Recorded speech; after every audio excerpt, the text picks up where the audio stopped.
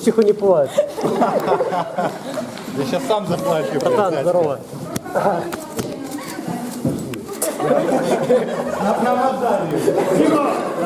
Умылся, клоун! Спустимся на улицу.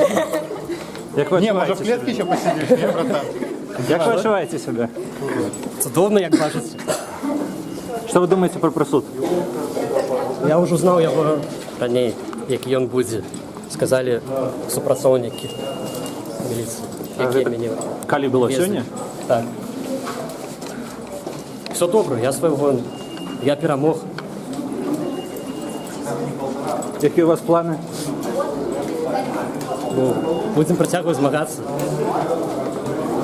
з ілжывай гэтай улады, з дыктатурай, з метаўскім свавольствам.